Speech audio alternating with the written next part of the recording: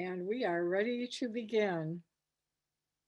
Welcome, coalition partners and friends in the Hampden-Wilbraham community and beyond. My name is Gina Kahn. I am the director of the Hampden-Wilbraham Partners for Youth Drug-Free Communities Coalition, and it is my pleasure to welcome all of you here tonight to our webinar, Parenting Now, Coping in the COVID World. We'll be introducing our panel in just a moment. And panelists, if you want to turn your cameras on, it'd be great if we could get a little peek at you. Thank you. And I also want to take this moment to say a big thank you to Kate Belsky, Executive Secretary for the Superintendent of Hampden-Wilbraham Regional School District, who is acting as our tech facilitator tonight. And Kate, with that, can you show us the next slide? Thank you. So I want to share a little bit of information today about why we're here. And we are here being hosted by the Hampden-Wilbraham Partners for Youth. We are a coalition, a community-based coalition. We represent a diverse group of community members, everyone working together for the common goal of reducing teen substance misuse in that broader context of promoting physical health and mental health and safety for all Hampden-Wilbraham students. We strive for a coordinated, comprehensive, collaborative, and sustainable plan of evidence-based activities and services to prevent and reduce youth substance use and promote healthy childhood development. Our activities focus on increasing awareness of community activities, environmental strategies, and local policies that lead to a shared responsibility of the roles that all of us play in teen substance misuse prevention, increasing protective factors and decreasing risk factors. And Kate, thank you. Who are we? What you see on this slide is a nice representation of our coalition and who is represented. And the point here is that the Drug-Free Communities coalitions are designed to be community-based and to reflect all of the different stakeholders who play a key role in creating a healthy community environment that provides those consistent messages to our youth that we want them to grow up safe and strong and substance-free. This work cannot be done by any one individual or any one agency or any one constituency alone, but it requires all of us to work together as partners in prevention. If you are with us tonight, then you are already part of the equation. And I'm sure as you look on this list, you see at least one or two, or maybe several areas that you can relate to. But I hope that you will consider visiting our website and you will see it there on our little logo, hwp4y.org, and thinking about and learning more about the coalition and how you may become more involved. Can we see the next slide, please? A few things about logistics tonight. I think we are all, for better or for worse, pretty familiar with the Zoom world now. Please know that only panelists will be on video and audio. You may submit questions via chat. We've already gotten some questions in advance through the registration opportunities, and our panelists will do their best to answer questions as time allows.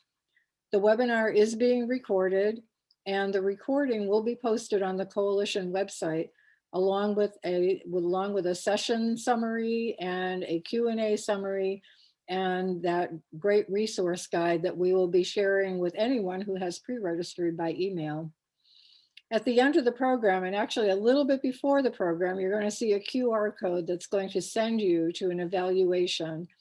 And I really, really want to emphasize that it's so important that we get your feedback. And so please take a few minutes to let us know how tonight has gone for you and what topics you might like to hear more about in the future.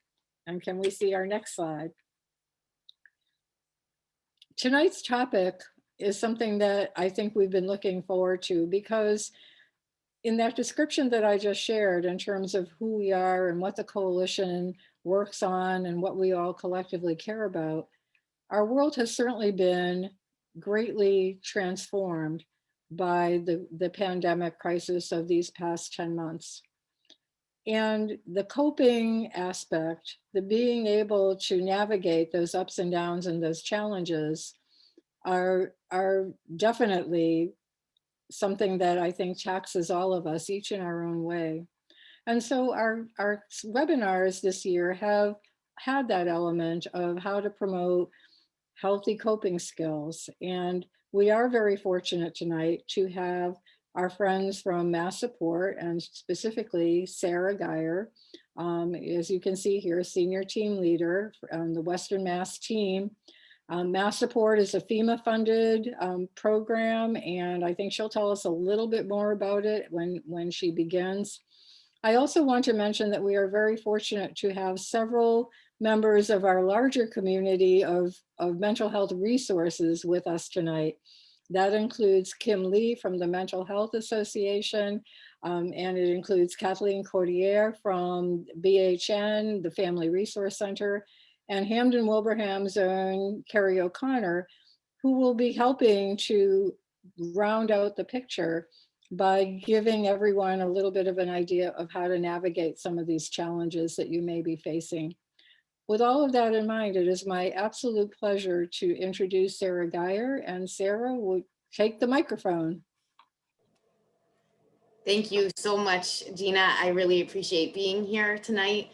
I also want to thank the Hampden-Wilbraham Partners for Youth Coalition in general, just for all of the wonderful work that you do in your community, working to help protect and build healthy young people, which of course is especially challenging today compared to in times in the past where it was already challenging enough. I also want to give a big thank you to every single person who has chosen to spend their night with us tonight. I think we all know that most of you are probably really zoomed out, and at the end of the day, what you want more than anything is to put on cozy slippers. I hope you already did, and just sort of zone out and not think about COVID-19 or be stuck on Zoom again. So we really appreciate your time and your choice to spend your valuable time with us tonight. To tell you a little bit more, and I'm actually going to go more in detail at the end of the training about all of the services MassSupport offers, but MassSupport is a crisis counseling program that is funded through FEMA. We've been in operation before. In fact, myself and a couple of our other team members were part of the crisis counseling program that responded to the tornadoes in 2011. So we are very familiar with the Hampden-Wilbraham area and have done this work in these communities before. If I could have the next slide, please. Perfect, thank you. So I want to just start off by talking about what we know happens when we're in the midst of a disaster. This is something people don't think about probably very often. And yes, unfortunately, we are in the midst of a disaster. But COVID-19 is different. So the next slide I'm going to show you, not ready to move yet, but is going to show you how it's different. But just to talk a little bit about what we expect, what we know is pretty common. This is a SAMHSA slide that looks at the phases of a disaster. So you see there we have the warning and the threat. If we were to think back to 9/11, we actually really didn't have much warning or threat for 9/11. But for the tornado, we maybe had a couple of hours of warning that there was bad weather coming. And then that impact happens. So the event occurs. And then we move into the heroic stage, and you all know exactly what this is. The heroic stage after 9/11 looked like people making cookies for local fire departments and police departments. American flags were going up everywhere. Of course, the honeymoon phase, we see that community cohesion where people really, really come together. So in COVID-19, for lots of us, that looked like the hearts going up in windows. People really trying to band together to figure out how to help one another. But under most circumstances, we then see this disillusionment phase, which often can last, as you see here, up to the anniversary. And sometimes for some people beyond that. But the disillusionment phase is when people are starting to get tired. They have fatigue, they're frustrated. The cohesion, the community cohesion has started to wear off in many instances. Some people go right from the honeymoon period and move very quickly into reconstruction. So this is really not about how each individual person responds to the disaster, but how a community often will respond.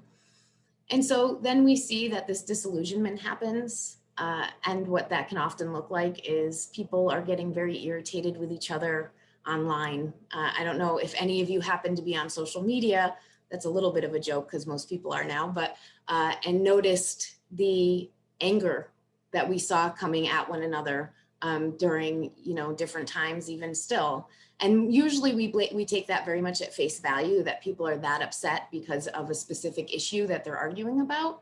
But from my perspective and the perspective of a disaster, I would argue that maybe this disillusionment may be fueling some of that agitation in our communities.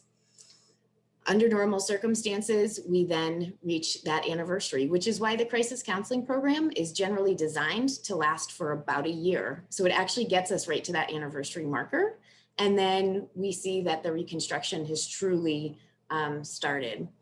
You see the little bumps in there, that's recognizing that there can be different trigger events. When we did work with the Boston Marathon, we certainly saw anything about the bombing that hit the news was a trigger event and could really bring up a lot of distress that people had that had subsided a little bit, but then the news really antagonized that distress again. If we could go to the next slide, please.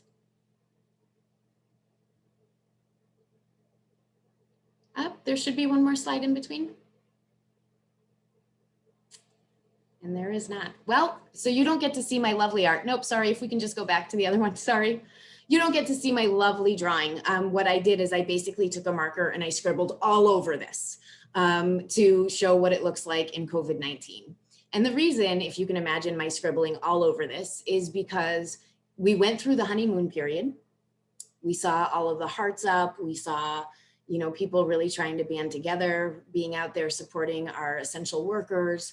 But unfortunately, we are also seeing the disillusionment while still living in the event. Unlike most other things that we've experienced, at least in my lifetime and in this work, the impact, this event has been going on for a year now. Whereas normally when we talk about disaster mental health, we're talking about an event that happened maybe over minutes or hours, certainly not over years. So I say that because we're not just in potentially the disillusionment phase, but we're also trying to manage our way through still living in the event, which makes COVID-19 unusually complicated. I am ready for the next slide. And I'm so sorry that you all missed out on my beautiful artwork. And if we can bring that up.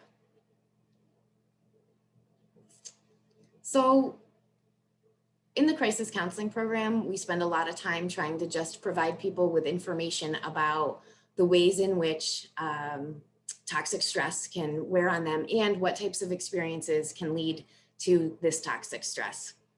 And actually, Kate, if you could just click a couple more times so it brings the rest of the information up on that slide, thank you. So when we ask ourselves what types of circumstances or situations would be likely to cause toxic stress for people, there's a couple of hallmarks that we look for. We look for a situation that causes a sense of loss of control, a sense of vulnerability, and a sense of immobilization. Historically, pre-pandemic, when we talked about this, we were talking about things like combat, potentially a sexual assault, domestic violence, those types of issues. But of course, COVID-19, perhaps more than anything else that I've seen in my lifetime, absolutely has created all of these. Most of us feel that we have very little control over the circumstances that are going on around us. There's a vulnerability. Some people refer to this as an annihilation event, which feels like a really dramatic term, but what that's meant to describe is that we're living in a circumstance where there's a threat that's always around us. And many of us are really aware of that. Many of our children are really aware of that. And then the immobilization. And for us with the immobilization, sometimes that's quarantining, but many people are staying at home, trying to avoid going out in public. And so there's inherently an immobilization in that. Kate, if you could just click a couple more times.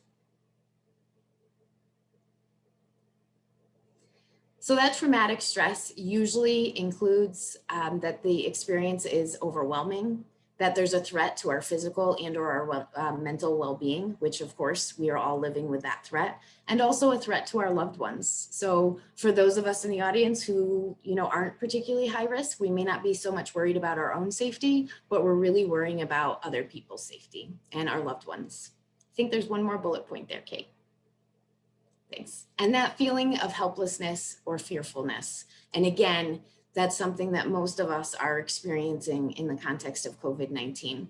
The reason that I'm showing you all of this isn't to make anyone feel more alarmed, but just to really acknowledge that if you're feeling alarmed, if you're feeling distressed and worried, there's a reason for it. It's because we're in a really stressful period right now. And next slide, Kate. Oh, and the impact on relationships and belief systems. And certainly, just this morning, I had a staff person talking about parents who are really worried about their kids growing up being afraid of touching people and talking, being close to people, and that we've all kind of learned to turn our heads. So certainly we are experiencing that impact on our relationships and belief systems. Thank you, Kate. Next slide. So we often talk about what are our normal assumptions when there is no threat. And if we think back to before COVID-19, most of us felt in control. We felt safe when we went to the grocery store or had to go into our offices. Certainly, we felt the world was hopefully a meaningful place. And also, if I was to ask you how likely you thought it was that we would face a pandemic that would last for an extended period of time and lead to many of us having to work from home, our children not being able to go to school, prior to COVID-19, I think the odds are good that you would not have thought that was likely. And those were the normal assumptions that we had. And if you can go to the next slide, Kate.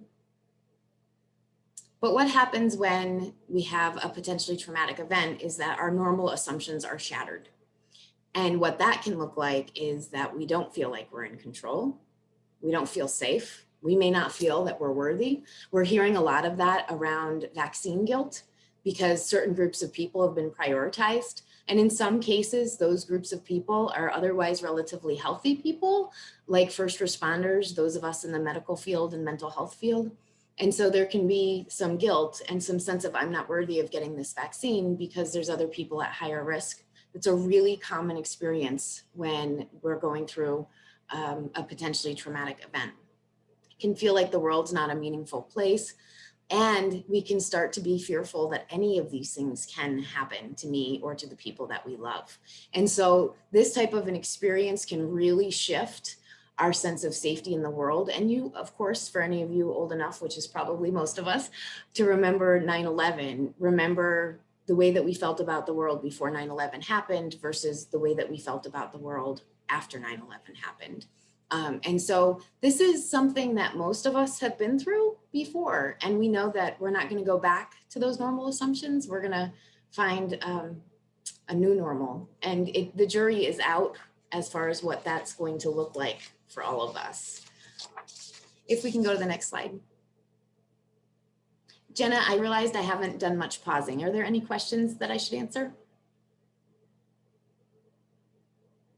I'm going to assume not. Okay, good.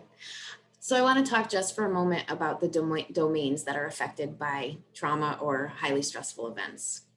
So this graph looks at both the immediate impact and the long-term impact. The immediate impact, most of us can relate to this, that acute stress response, the hyperarousal, the hypervigilance. How many remember scrubbing our groceries down with Clorox wipes? How many remember the panic when we couldn't find the Clorox wipes? That high level of anxiety, that threat system is really, really activated, is an entirely common reaction in these. And in fact, I would argue it actually tells you that your threat system is working correctly. Our bodies are meant to respond to a threat. So that immediate impact is very, very common. We also see with that neurological reaction, that the key survival systems, which I could give you a very long and potentially arguably boring description of all of the ways in which your brain is operating, but basically what happens is the threat system activates, and when it activates, it shuts down your frontal lobe. I won't give you all the boring details of that, but what your frontal lobe does is it keeps you organized. It is in charge of storing your memories. So if in the early days or even now, that you were having a really hard time being organized, keeping things on track. You just felt really spaced out. All of those things are really, really common reactions in this moment. And again, what that tells us is that your threat system is activated. We see that there can be shifts in our ability to engage with other people. Sometimes, especially with children, we may see an overdependence. So if you found your children had been doing a fantastic job sleeping back in their beds or in their beds to begin with, and all of a sudden they were back in yours, that is not a surprising reaction from children. They can sometimes, they meaning any of us, sorry, can feel really disconnected from people. Sometimes the way that people will demonstrate that is they may appear very blunted, meaning when you're talking to them, they're not really engaging much. They seem kind of flat. And on the flip side, sometimes what we see is that emotions fly really, really, really high. So the exact opposite. In fact, I would say if we look throughout the last year, we have seen an awful lot of very high emotions. And not to say that people don't have solid ground to be upset about different issues, because they certainly do. But I would also argue that there's a good chance that the amount of impact that we've all experienced from the trauma and toxic stress of COVID-19 may also be fueling some of those reactions. So if you find that your children are abnormally emotional, or that you are abnormally emotional or reactive, please try to have some patience and forgiveness for them, and also for you. That's really common. And then, as I had mentioned before, having really that difficulty in processing information, but sometimes we see that there's a lot of blame. And again, this is all the immediate impact, but in a way, we're all still living in the immediate impact. And so all of these things would apply. We see shame, we see guilt, we see blaming, and we see anger. And so some of you may have seen, especially what I witnessed early on in our program working with schools, is that they were getting a lot of angry calls. And so we really tried to help the staff to recognize that, not to say parents don't have very legitimate frustrations. However, they're also being influenced by their own stress levels because of what's going on. So then we also look at what some of the long-term impact can be. In some cases, and I want to be really clear, our research indicates that it's less than 10% of the population that are going to have these long-term impacts. But in some cases, people can have difficulty regulating their own physiological responses. Sometimes they have what we call a sensitization of the survival pathway. And what that can look like is they may be really jumpy or quick to go into that fight or flight or freeze mode. There can be times where there is lasting impact on relationships. Difficulty managing and identifying their emotional experiences can happen for people. And sometimes we hear people talk about numbing.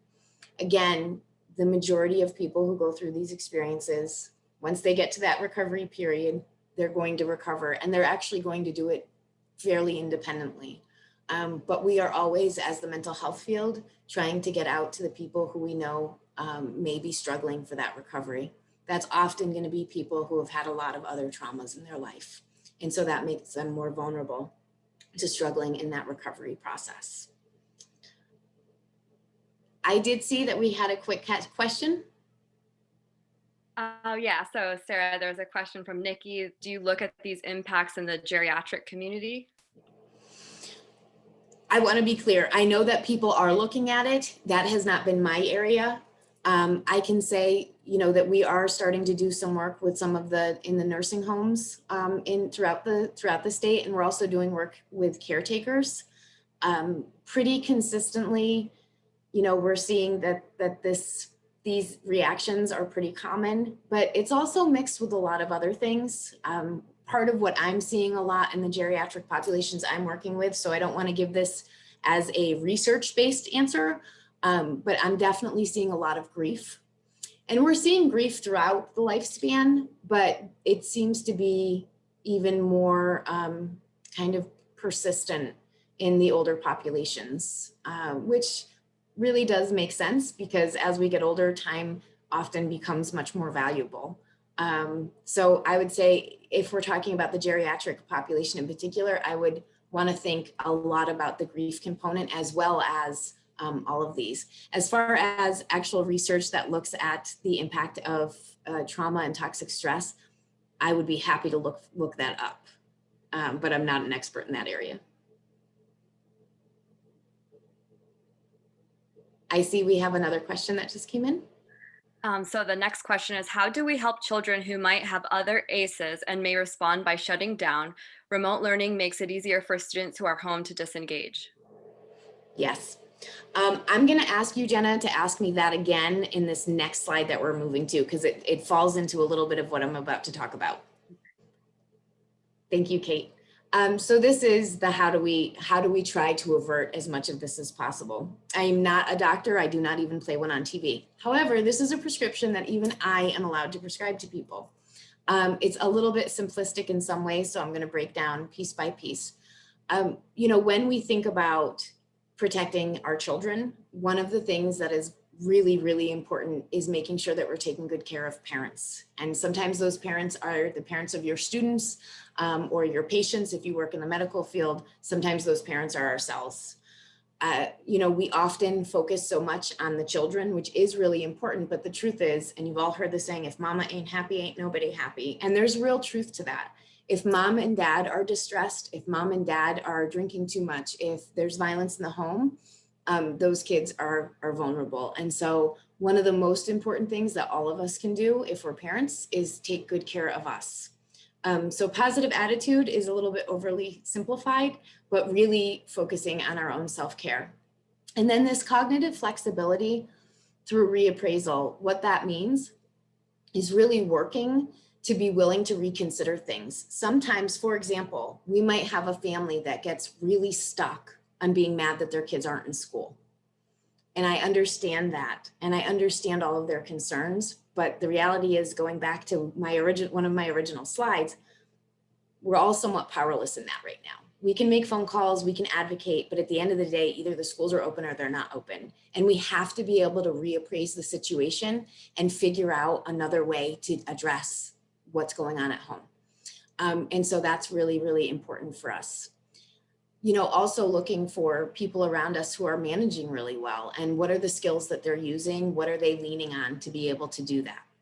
And nurturing our social network. And I know that it's hard. We were actually just talking today about how in the old days, when you went to a meeting, there was social time before and there was social time after.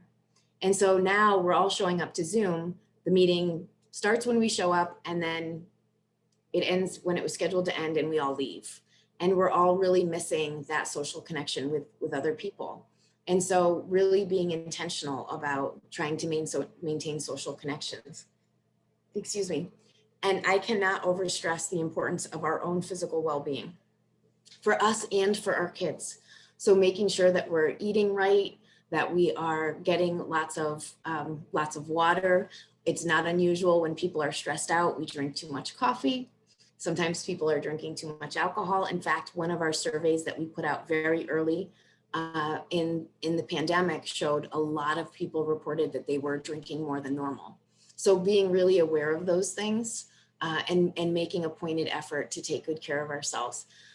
When we talk about the physiological reactions to this stress, your body holds it all in. And one of the best ways to get that stress out is physical movement. And so I know lots of people are not going to the gym, and I'm not here to recommend the gym, but definitely to get out and walk, or if you have a stationary bike at home, if you have one of those little exercise trampolines, if not, even just doing jumping jacks in your house. Anything that's getting your body moving helps to move those stress hormones out of it. This is also really true for kids. Our kids are pent up, they're frustrated, they're lonely, they're tired. So getting creative, whether it's doing a family yoga night or making sure to take them out to ride the bike. Yes, it's cold, but I was just informed by my supervisor that we can actually really bundle up. So I gave it a try. I bundled up, I put my earmuffs on, and it worked. So even though it's cold, we can still try to get outside. Maybe not when it's 13 degrees, but when it's not that cold. And that physical movement is really, really important. So you see your kids are getting antsy, they're frustrated. Try to think of something creative, and dance parties in the kitchen are really underrated. Kids love them and parents love them. So that is a definite recommendation. You know, another point I want to make about that is it's really important for all of us to find things that we're looking forward to. You know, what we're hearing from a lot of families is the frustration about not being able to have vacations planned and not being able to have birthday parties and weddings and all of those things that used to really be exciting and something for us to look forward to. So what we encourage people to do is be creative about those things. No, we can't throw birthday parties the way that we used to. But people have done a lot of really creative things like the drive-by birthday parties, or, you know, having pods of families where, you know, two families are not interacting anywhere else, but they are interacting with each other. So they're expanding their own home. There are ways for us to make life still enjoyable and have things to look forward to. And that's really important for us. And it's really important for our kids, because we all now truly understand what Groundhog's Day feels like, including our kids. So we have to try to find ways to spice this up for them. And I would also say, as the very proud granddaughter of a 98-year-old, she's also, for the person who asked about geriatric people, she is really experiencing Groundhog's Day. And so, you know, to make effort and to be thoughtful about the people in our lives who may be experiencing this in an even more difficult way than we are, and how do we help give them something to look forward to? I've actually recently taken on a postcard campaign. I joke that I am single-handedly going to keep the post office in service. So what I do is I send out 4 postcards to random people every week. And it makes me feel like I'm doing something meaningful. And it also is just a nice surprise for people in their mail. I don't know about you, but most people, I think, are mainly getting bills, which is not uplifting. So a postcard and a card can just really brighten someone's day. And then this last one, to recognize and utilize and foster signature strengths. So what does that mean? What that means is our brains are programmed to often focus on the things that we don't think we're good enough at. So for those of you who wake up and are frustrated with yourselves because you weren't good enough on your diet, or you didn't return all the phone calls you feel like you should have, that seems to be human nature, that we spend a lot of time criticizing ourselves and often other people. What we're encouraging here is to actually flip that and to spend time really recognizing what it is that you're great at and what it is that your kids are great at. So some kids are doing just fine with remote learning. They're self-motivated, they're able to sit still, they're able to keep track of all their assignments, while other kids are really, really struggling with it. It's easy to get frustrated, but what I would encourage you to do is look at that kid who's struggling and ask yourself, what are they really good at? And how do I bring more of that opportunity into their life? And I know this is tricky, because oftentimes you're going to say to me, they're really good at sports, which they can't play right now. We have to be super creative. And sometimes it means that we're playing with them. I know you're all really excited, but that would mix together their signature strength and your physical activity. So it's actually a win-win. You know, really thinking about what is it that all of us are so good at, and how do we create more opportunities to focus on that sometimes. I appreciate the saying, what you water grows. If what we're watering all the time is all the things that are going wrong, or all the things that our kids are struggling at, then in our minds, those things grow. So what I encourage people to do is think about, how do I water the other things? How do I water the things that are so special about myself and my kids? And try to make those grow just a little bit more. And the next slide, please. So I want to just take a moment, tell you a little bit about more about MassSupport Network services. We provide, all of our services are confidential, anonymous, and free. When I say free, they're funded through FEMA. So they are being paid for by someone, but they are free to all community members. We provide one-on-one support services for anyone who wants to talk to a counselor. We are not therapy. So if somebody's looking for therapy, we can help get them to that. But what we find is that a lot of people maybe just need a little bit of help moving through whatever situation they're faced with in that moment. We do provide group services for adults, children, and youth. We work with employees and also with communities. And I see Gina just answered that we will get back to the ACEs question. I can answer that really quickly. The question that had come up was about kids with underlying ACEs and their risk, specifically to the way that they're impacted now. So the question that was asked is, how do we help those children who might have other ACEs and respond by shutting down, remote learning, making it easier for students who are home to disengage? Gina, you just popped on. Do you want to hold off on that? We don't need to hold off, but what I did want to ask you is if you could just take a pause to tell folks what ACEs are. Yes, thank you so much. Oh, thank you, Gina, for pointing that out. Yes, the ACEs, it's called the Adverse Childhood Experience Study. And so what that looked at, there's a website that I love. It's called aces2high.com. And that's two as in twos, OO. And what the ACEs looked at is a specific set of experiences that a lot of children have. Some of those are having experienced physical abuse or neglect, having been sexually abused, having a parent in the household or a household member with a substance use disorder or a mental health condition or domestic violence in the house. And so what it really looks at is, what is the correlation between those experiences and later in life health outcomes, both physical health outcomes and behavioral or emotional health outcomes? The research is incredibly important because what it shows us is not only are there behavioral health issues that kids with higher ACE scores are very, very susceptible for, but there's also physical health outcomes. The reason that's so important is it shows us the impact of toxic stress on little people. So for those folks who come from the school of, pull yourself up by the bootstraps, the way that I think about it is kids with those elevated ACE scores don't have bootstraps. That those adverse childhood experiences basically took away those bootstraps on them. And so as a community, our job is to help figure out how to give them that boost that they need to help them through it. So when I think about those kids, which to whoever asked that question, I'm sure that you're well aware that those are the kids we are especially worried about right now, because so many of them may still be in homes or are in homes where those adversities are still occurring. So we're worried because they're not going to be getting necessarily the eyes on them that they would get if they were going back into school, but also just the time out of the home. I don't know if you all know this, I'm guessing you do, but our research shows that just one trusting adult, oftentimes in school, can make the difference between a kid being at high risk for suicide versus a kid who's not at high risk for suicide. So we know that having those kids not in school is concerning.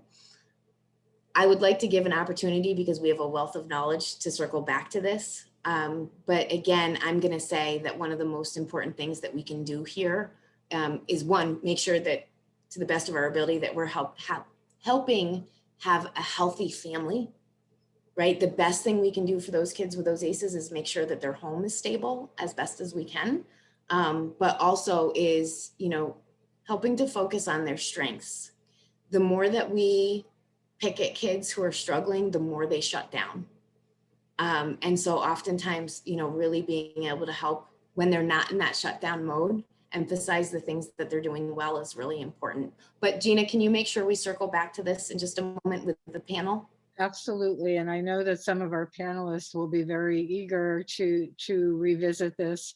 And I do want to point out that ACEs are, as you said, very typical, and that even in our adult lives, we may in fact be seeing those reverberations of those adverse childhood experiences that we may have experienced. So it's very pertinent to this conversation because we're talking about things that get processed as trauma. And if someone already has a trauma history and we are in this trauma bracket, of course it is going to be more prominent, more pronounced, and more difficult.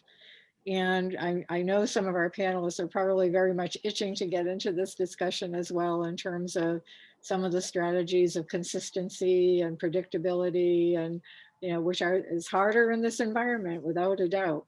But I think at what Sarah said, ACEs are real, and it requires us to work a little and sometimes a lot harder in supporting our youngsters and maybe even ourselves, because we have a mirror here as well, in these difficult times. With that, I'm going to shut my camera now and let you keep going. Thank you. I'm just about done. No, thank you. It's important, very important conversation. So just a little bit more on what Mass Support services are available. We do have educational presentations just like this one. We also help with coalition building. Because we are a temporary program, we know that the real strength and power is in the pre-existing community organizations. So our goal is never to come in and take over the amazing things that other people are doing, but rather to help build bridges. And the next slide, please. And this is the work that we do on a community level. So we often help provide information on normal reactions to these events. We provide coping tips and guidance on working with children, support families, workplaces, and communities. And again, we build those bridges, which to me is one of the most important things that we do, is build bridges. And our last slide.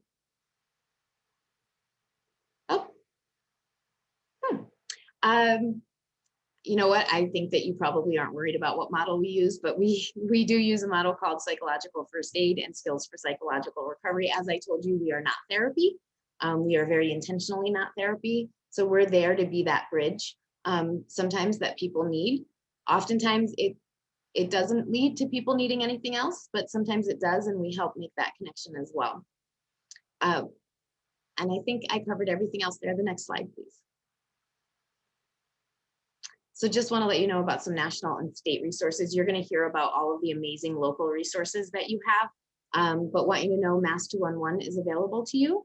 Mass 211 can provide information about any practical needs that you might have, including any issues around housing or rental assistance or health insurance or questions with around the vaccine. The National Disaster Distress Helpline is available as well. And the National Disaster Distress Helpline does outlive MassSupport Network. It is around all of the time, as well as the National Suicide Prevention Lifeline, which is also available at all times. And I think this is my last slide. Okay, next one. So if you'd like to know more about us, please feel free. We are on Twitter and on Facebook. Actually, as of recently, we are also on Instagram and on LinkedIn. Please feel free to check us out and learn more about us. And one more slide, which is just me and Anastina. And that is it for me. Thank you again so much for all of your time tonight. I want to turn it over and give time back to this amazing panel. Sarah, thank you so much. And I hope you'll hang in there with us, because I'm sure that there will be more questions and more things that will resonate with you as you hear about some of our local resources. Kate, can we look at the next slide, please? So remember, I promised that you would see a little QR code here, and it is here. This is your link to the evaluation. And I am going to also, I was remiss in not introducing Jenna Swachak. Jenna is our relatively new, although she has now been on board for a couple of months, coordinator of the Hampden-Wilbraham Partners for Youth Coalition. And it has been a delight to welcome Jenna to our coalition family. And she's with us tonight. She's been helping us process questions as they've come in. She's also going to help us with kind of be the relay station for the questions that had been shared prior to. And this is the place where I would invite you all to please use that chat box to add additional questions. And Jenna, in the process of our Q&A here, I'm also going to ask you if you can access the link to the evaluation and stick that in the chat box, because I realized that I should have had that next to the QR code, which may or may not be helpful to people. The next phase of our program tonight, and I do want to give a huge thank you to Sarah. And before we move into the panel, I also really want to emphasize that our enthusiasm and excitement for bringing Mass Support here tonight was, first of all, because we knew the work that they were doing statewide around coping with COVID to help us normalize those things that are uncomfortable for us right now, because we are all very much feeling, to some degree, everybody to a different degree, but we all have a little piece of these things that may be going on for us. And to be able to hear in Sarah's clear and reassuring tones that what we are going through makes sense. And yet we can be empowered to take action to help ourselves, to build up our own protective factors, to be able to cope with something that we could not have possibly imagined. And we sure are in an unimaginable world right now. And we look forward to things getting better, but we also know that our seatbelts are fastened because it's going to be a bumpy ride from here to there. In the meantime, however, and I also want to say the MassSupport resources were so appealing as a pivot point for this presentation tonight, because they are available to all of us. This program is here, and it is FEMA and Department of Public Health sponsored, or is it DMH or DPH? I don't remember, Sarah. The Department of Mental Health. Thank you. So Department of Mental Health and FEMA, who have allocated resources on, and Riverside, the trauma center, being that center for the distribution of these resources in pockets across the state. And the session that you had tonight is something that can happen in any environment and has been happening across the state. I am familiar with school districts in the East Coast that have shared this same presentation or similar presentation for their staff, for their families, for their community. And it is relevant. And then it becomes the conduit for those additional resources that Sarah was talking about. And as she said in the very beginning, and I was paying attention to this, they are anonymous and they are free.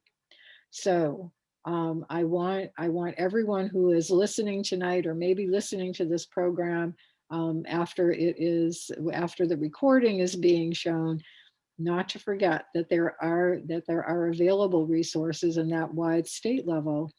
And we are very fortunate that we had Sarah tonight to give us a little tour of that. But then comes the question, so what about locally? And for that, we have assembled a panel, and in the little bit of time that we have left, and we did say 8:15. I want to confess that in my head, I'm kind of hoping that we will be able to say goodnight a bit earlier, but I wanted to give space for the questions that might happen, and room for people to have a chance to discuss. So I'm going to introduce you to three amazing coalition partners. And I'm proud to say also friends who have been part of our journey and recognize that this is work that we all share, and they definitely do their share of the heavy lifting to make our communities stronger and safer and healthier. And Kate, could you give us the next slide? Our first panelist, and each panelist is going to tell you a little bit about their organization and maybe a little bit about their resources, and then we're going to dive into the questions. So it is my pleasure to introduce Kim Lee, the Vice President of Resource Development and Branding for the Mental Health Association. And Kate, next slide. And Kim, can you say hello? Sure, absolutely. Good evening, everybody. And wanting to echo Sarah's thoughts earlier when she started her presentation, and that is to just thank everybody for carving time out of your very busy schedules to be with us all this evening. And I know it's hard because we can't see you as you can see us, but I'm going to ask all of you who are on today's call to please raise your right hand. And again, I know it's hard not to, but panelists, I can see you, and you need to raise them way up as high as you can, everybody who's listening. And then I would like you to bend it at the elbow and give yourself a real strong pat on the back. Because it's not easy. Parenting during COVID, parenting not during COVID is certainly not at all an easy experience. And my husband and I actually had two children who graduated from the Hampden-Wilbraham School District.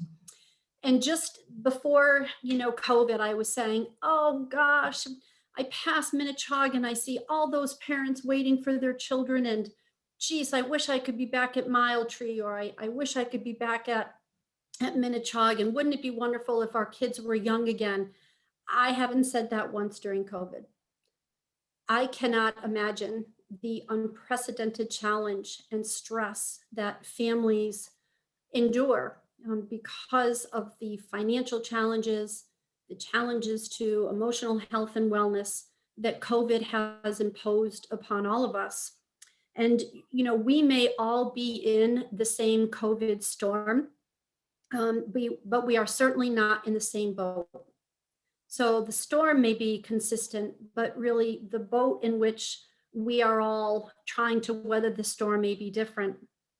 But I think it's very, very important for everybody to understand that there is help available, and there's help available right here in our community. And seeking assistance for how we are feeling emotionally is not a sign of weakness, but rather a sign of extreme strength.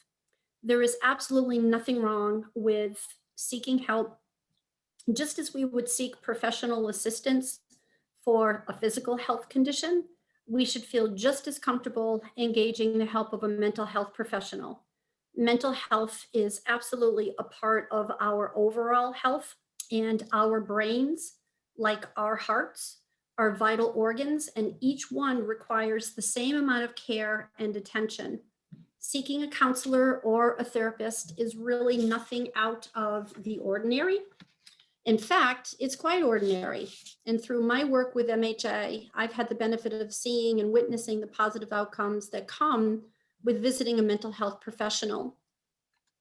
The Mental Health Association has actually been in existence for about 60 years now.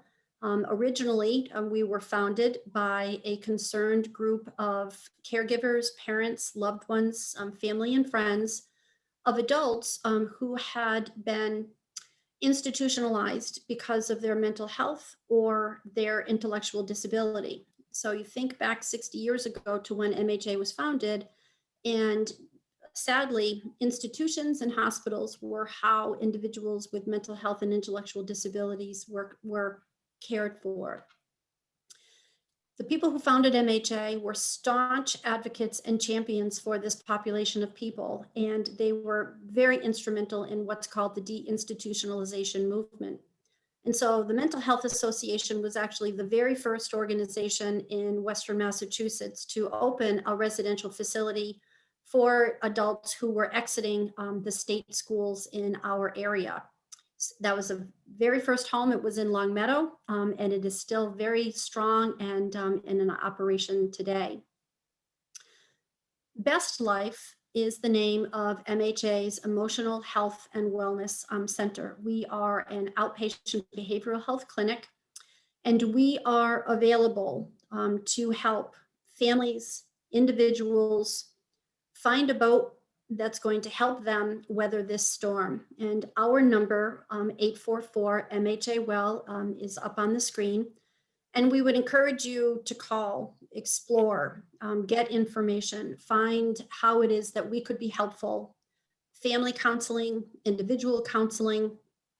We're also able to provide services via a system we call telehealth, which means rather than having to travel, in addition to everything else that you're experiencing with COVID, between remote work, remote school work, etc., you're able to talk with a counselor from the comfort of your own home. And you can do that on your cell phone, perhaps rather instead.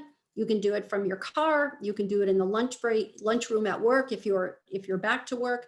But it's just a convenient opportunity for people to schedule time with a clinician in an environment that works for them, which is most comfortable for them. We also just briefly, Gina, I know we have other panelists, but I also just wanted to mention that the COVID pandemic has also had an unprecedented impact on substance use and addiction. And Best Life is available to help with substance use recovery and addiction as well. So in addition to mental health counseling, please know that MHA and our Best Life Clinic is here to help people address whatever needs they might have in terms of substance use and addiction as well. Was that That was more, Gina? Less? More? Oh, that was perfect, Kim. And if you would hang on, as soon as we hear from Kathleen and Carrie, we are gonna get to questions, and I do want time for those questions. So we're gonna move, Kate, if you would move this to the next slide. And Kathleen, where are you? I'm here. Hi there. Welcome. Welcome. Hi. I'm Kathleen Cordier. I'm the family support worker at the Family Resource Center in Ware. I'll tell you a little bit about the Family Resource Center. There's about 27 of them throughout the state of Massachusetts. They are all funded through DCF, but they are run by different individual companies. My company is Behavioral Health Network. We just opened our resource center in August, and so that was exciting, opening up a resource center in the middle of a pandemic. Anyway, I want to give you a little bit of an idea of the things that we do. First of all, I want to say that anyone at all can call us at our resource center. There is no cost for anything. Everything is free.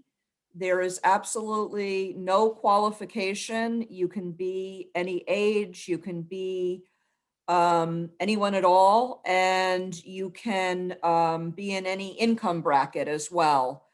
And we will provide you with the resources or the referrals or whatever it is that you need.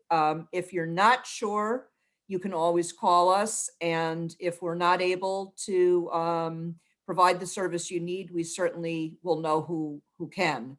A few of the things that we do here, first of all, we help people with basic needs, whether it's food insecurity, whether they need help with housing, whether they need help with finding or filing for unemployment benefits or pandemic unemployment benefits at this time. We also help with we also run support groups. We presently have several support groups that we're running. One is grandparents raising grandchildren, because there are, as you well may know, many grandparents raising their own grandchildren. We also have an autism support group. We have parenting classes. One of our parenting classes is called Parenting Journeys, and that is taught by myself and our school liaison. We just began a session last week. It's a 12-week session, 2 hours each week, and it's an evidence-based course.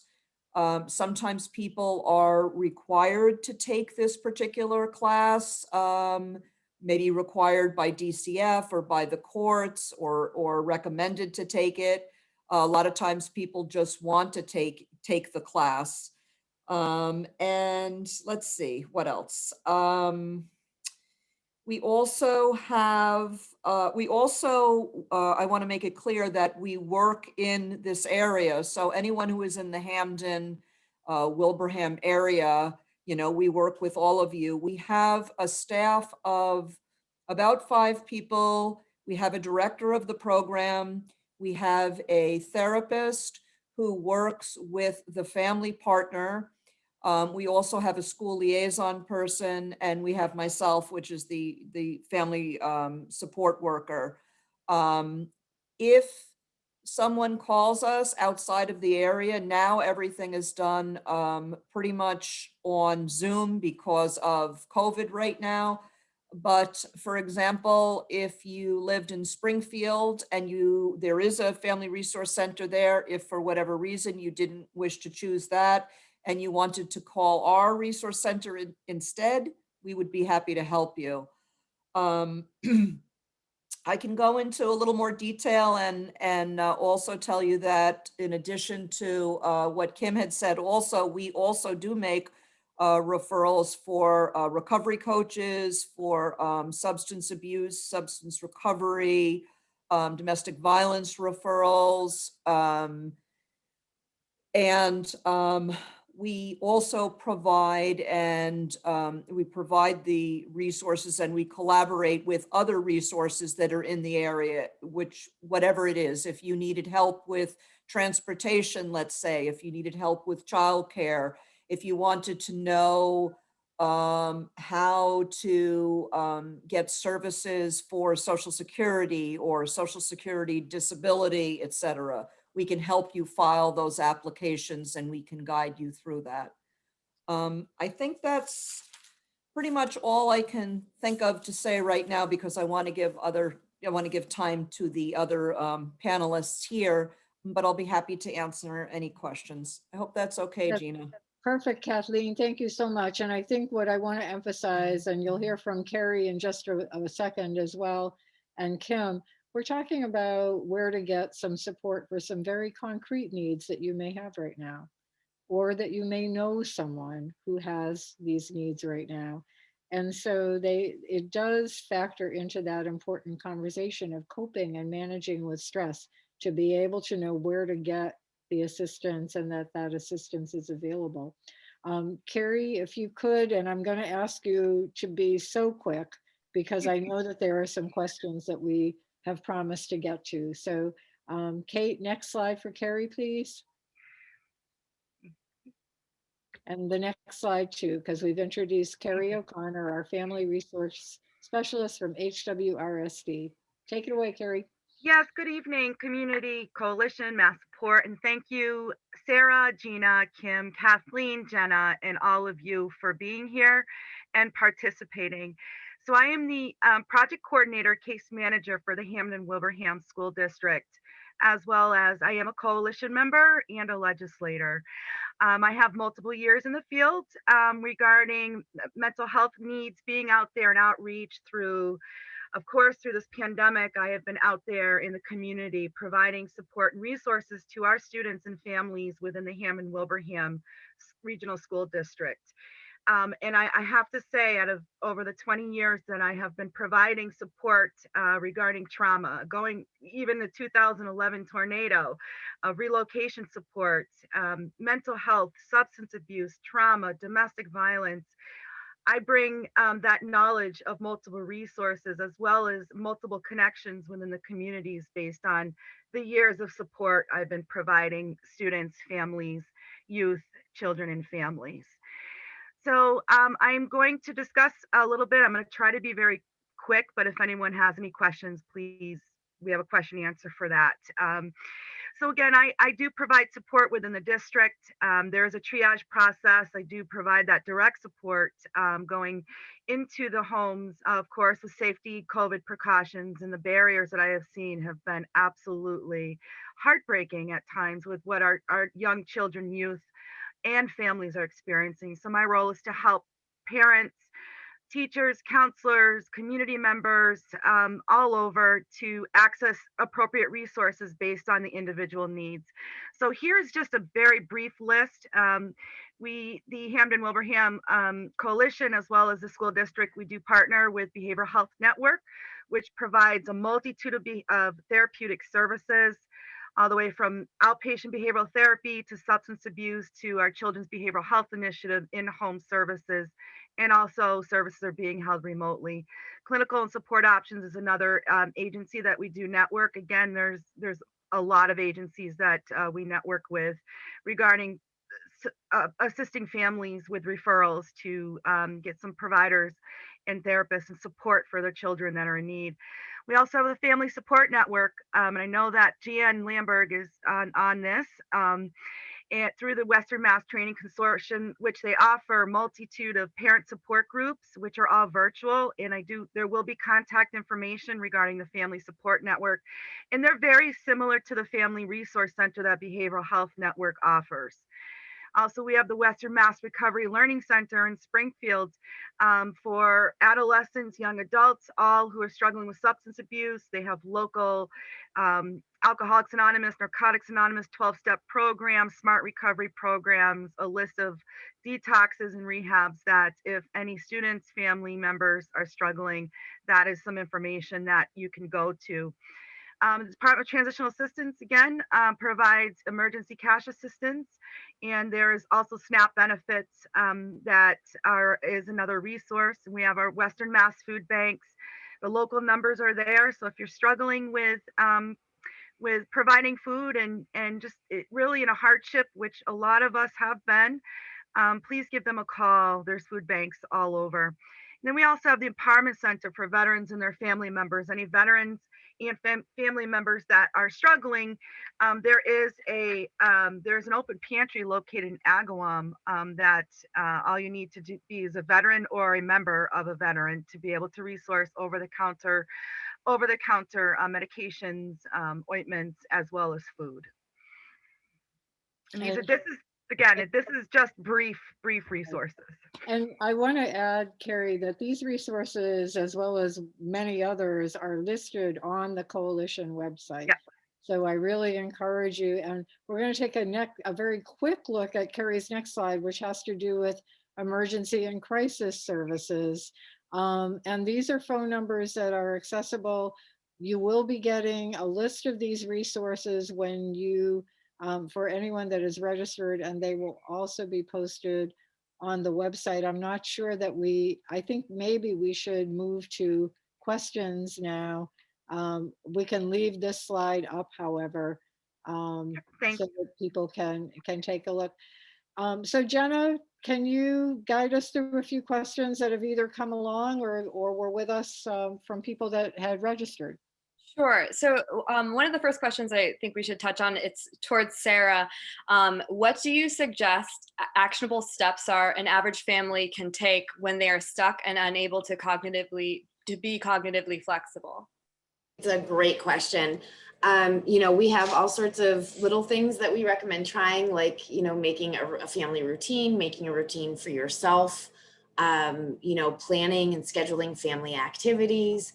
With that said, if you have gone through everything that you can think of and you're still stuck, I'm going to make another recommendation. My first one is you can absolutely call MassSupport Network or email us at massupport@riversidecc.org. We will have a counselor get back to you who can use a tool called Skills for Psychological Recovery. It's a very brief, concrete tool that we use with people, and oftentimes we can help them move through that. With that said, if we go through that process and you're still finding that you're stuck, then the recommendation we would make is that it's time to talk to an outpatient therapist somewhere. And as you just heard, we have wonderful resources in our area, because sometimes what can happen is that cognitive inflexibility, or cognitive rigidity is the term that we use, that can also be a sign that there may be some depression starting. And so what we like to do is try, some of the easier solutions and maybe things that are more comfortable for people at first, but we also have to be open to the possibility that the stuckness may be a little bit more intense than just kind of that surface level being stuck. So that's my recommendation. Thanks, Sarah. Jenna, what else do we have? All right, so this one is regarding resources. When the demand of technology overloads a child's brain and their ability to cope with everything, are there any home supports that are available to people?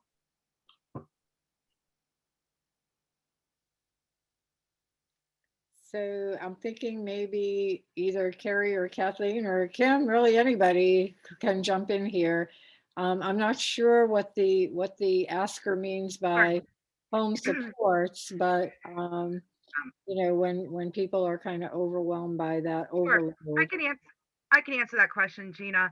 I know that in our local area in the Hampden-Wilbraham, the YMCA in Springfield and Wilbraham do offer additional support for remote support through before and after school programming. So that is something that might be helpful.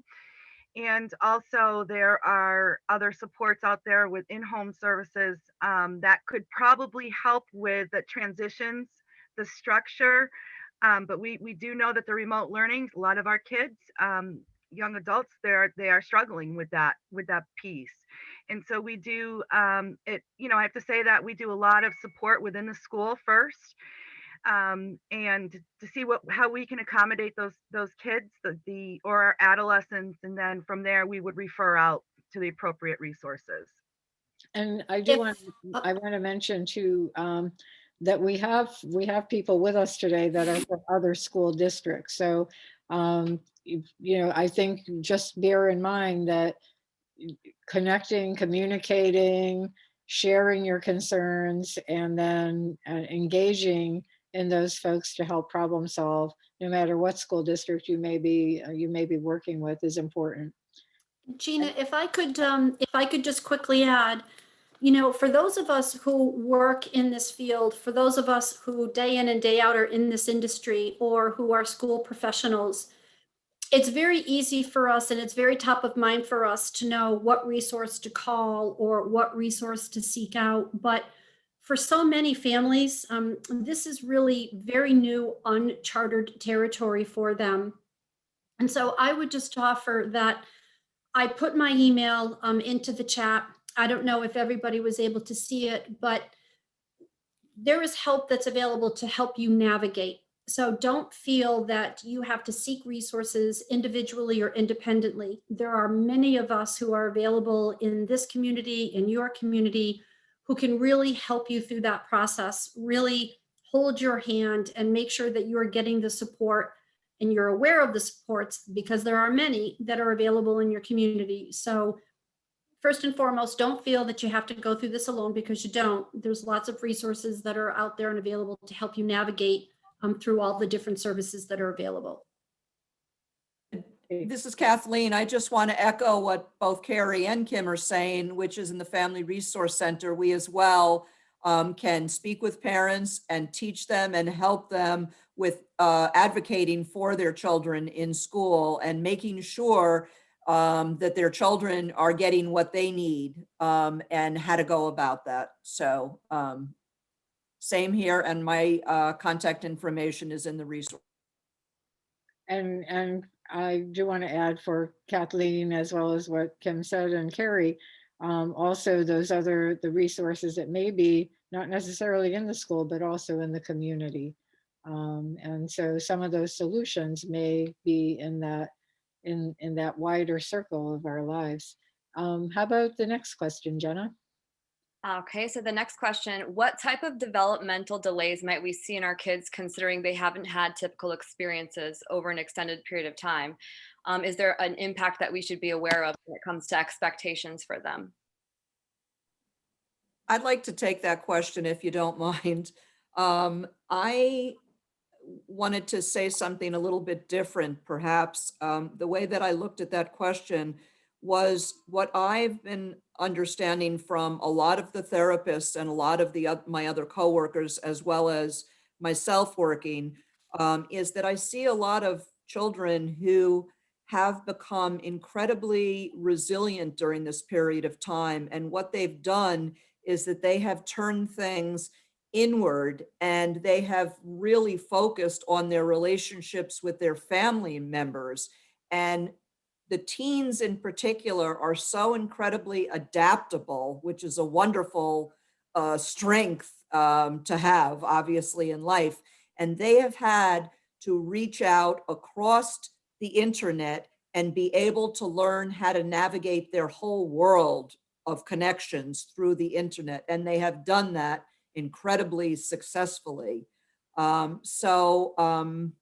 don't know. I just want to say that there's some real positives that have come out of this, and I think the teens in particular have really done a wonderful job. And I would just also add to that quickly is that if folks have time, there was a wonderful article that was published in the New York Times on September 30th, 2020. It was actually updated on December 10th of 2020, and it quotes Dr. Erica Hernandez, who is a postdoctoral scholar of social development at Penn State. And basically what was very reassuring in her article was the fact that, certainly there's a huge cultural variability in terms of what we consider to be a social norm in terms of engagement. But basically at the end of the article, what she got around to saying was that she felt our kids are going to be just fine. She really felt that at the end of all of this, with the right kinds of supports and the right kind of family network, that our kids would be okay. And to that point, just very quickly, again, my kids are 18 and 20 and perhaps much older than some of the parents on the call today. But there was one thing that we did with our kids at least once a month, and we talk a lot about this at MHI, and that is to just have mental health check-ins. So just as you would have a check-in with your children in terms of how they were feeling physically, take a time each month to just set aside an opportunity, unplug, unwind, and just ask them how they're feeling. How are you? Is just a simple question with 3 words that can really elicit the type of response that parents will want to hear from their children in terms of helping them to better understand how they are feeling emotionally. So have those conversations, start talking. Don't be afraid to ask them how they're feeling emotionally. Thank you. They'll tell you. They will, and be ready to listen. That's the other part. And I would add to that, is there someone in your life that can ask you, how are you? Because that, the self-care aspect of this is important. We are at the end of our time together, and I hate to cut this short. Kim, there was one request that you put that resource in the chat. We will summarize our notes from tonight, the questions from tonight, and we will be sharing those in a summary of tonight's program as well as the link. It's going to probably take a couple of weeks before you see that, but if you were registered and we have your email, you will get that. If you were not registered, don't hesitate to reach out. And Kate, if you could just give us the next slide really quickly. Yes, thank you. We also offer from the Coalition Youth Mental Health First Aid Training, which I strongly recommend as an opportunity for you to learn signs and symptoms of mental health, learn a little bit. It's not to learn how to make a diagnosis, it's learning a strategy that you can use. And guess what? One of those action plans is that whole idea of listening non-judgmentally, exactly what Kim was just talking about. We can do mental health first aid courses for groups of a minimum of 5. So if you can collect 4 other people and call me up, we will schedule a class for you. We have space where we can do this safely in person, and we're in the process of getting certified to do it virtually as well. We're not quite there yet. Kate, can we see one more slide? Yep. So there's our QR code one more time, and the link, but the link for the evaluation is there. Please take a moment. I know it's been a long night, and I so appreciate your help and your attention and your participation. A big shout out to Kate Belsky for keeping our slides moving. If we did not get to your questions, please promise that you will put them in writing, send them. You see my email there, gcon@hwrsd.org, and I will make sure that they get routed to our panelists, who I'm sure you can tell will be very happy to answer those questions, and then we can post them online on the website for everyone to share. I truly appreciate Jenna's work and getting those questions relayed to us.